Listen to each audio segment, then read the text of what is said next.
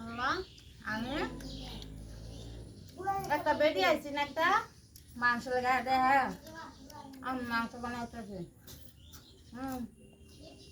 তো কুরবানি দিছুন, আমি বলছি কুরবানি তো দিস না, আমি গরিব মানুষ, কুরবানি দেবে পাইছি না।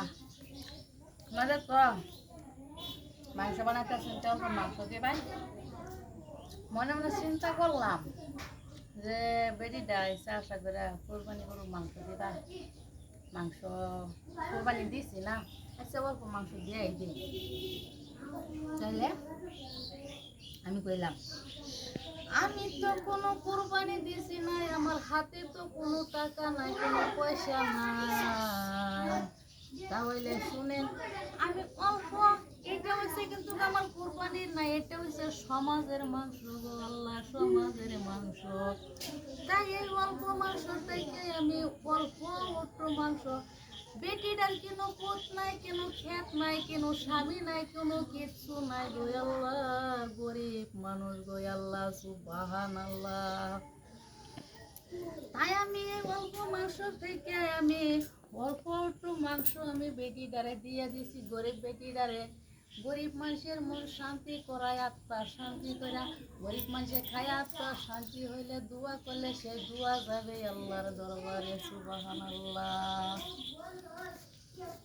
গরিব মানুষের মাংস দেন লাগে কোরবানি দিয়ে, নিজে কম খায় সবসময় গরিব মানুষের দেন লাগে। গরিব মানুষের মন সান্ত্বনা করলে, গরিব মানুষের মন সান্ত্বনা করতে পারলে একটা কোরআন খতম দেওয়া যে সোয়া বলবো, আপনি একটা গরিব মানুষের আত্মা একটা শান্তি করা একটা নিঃসা বলবো, একটা আত্মা শান্তি করা যতা নিসব, একটা কোরআন পড়া যতা নিসব, একটা কোরআন পড়া যতা নিসব গো, গরিব মানুষের একটা আত্মা ঠান্ডা করা যতা নিসব গো আল্লাহর দরবারে, সুবহানাল্লাহ। ঠিকই আছে, গরিব মানুষ আগে সোয়াল করছে, অল্প মাংস দিয়ে দিছি, ক্ষতি হয়েছে না, কোরবানি দিছি না, দিছি না। বেডিয়া যখন সোয়াল করছে, বেডির পুত নাই, ক্ষেত নাই, জামাই নাই, কিছু নাই, অল্প মাংস দিয়ে দিছি। মানে সব না ওইটা আল্লাহর দরবারে বেডি খায়া যদি আত্মা ঠান্ডা হোক, তাহলে বেডি যদি দোয়া করে সব পাইলে পাই, বড় পাই। আমার দেওয়া আমি দিয়ে দিছি, সব না পাপড়া আল্লাহ জানে। এনে আমার সমাজের মাংস, সমাজের থেকে দিচ্ছে, আমি কোরবানি দিছি না। যেবার তো আশা আছে, ওই লোক তো বেতায় বেড়ায় না, খেয়ে দিই না।